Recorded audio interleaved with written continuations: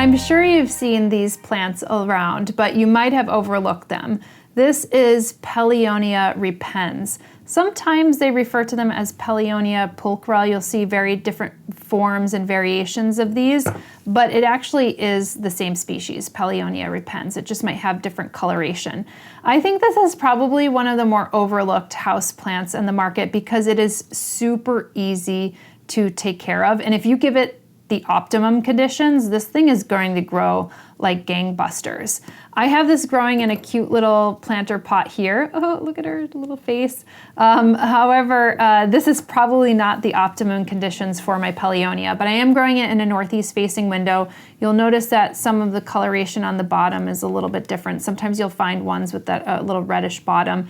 These are low-lying plants. They grow scandent, as you could see. You could grow them in a hanging basket. They'll run along the ground, and they are typically understory plants. So this one in particular, however, I have also growing in my biopod, which is a paludarium, and it has like perfect humidity, perfect lighting, and these things grow like a weed. So if I was actually giving this optimum conditions, it wouldn't stay so small. It would grow like crazy, but you can keep it small. You can grow it in a terrarium and it'll kind of like form these tight mats on the base. So if you want to cover up some of the soil, this is kind of like a great, plant to actually have growing. You could actually take cuttings just along the nodes, and I haven't had much luck with actually growing them and propagating them in water, but you can actually put them back on like wet sphagnum and they'll root up from there. So if you have any other experience with actually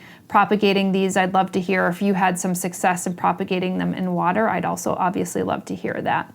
But if you could give these plants higher humidity, they don't need it, but if you give it, like I said, they'll just like kind of grow like that. And as far as soil goes, they do like to have a little bit more moisture. So I have some stones on top of here just because I like the way that they look, but you don't need to actually put stones on top, and it actually could be a little bit more challenging to see whether if the soil is wet or not. But I would let it dry out between waterings, but also keep it somewhat moist. So you might not want to have as much of a well-draining mixture with it. As far as light goes, you can give it some light, or you could have it growing in more lower to medium light conditions. Very easy plant to grow and actually thrives exceptionally well in my green wall, which I think I would have never found out until I actually purchased a few more because they started to show up in my plant shop.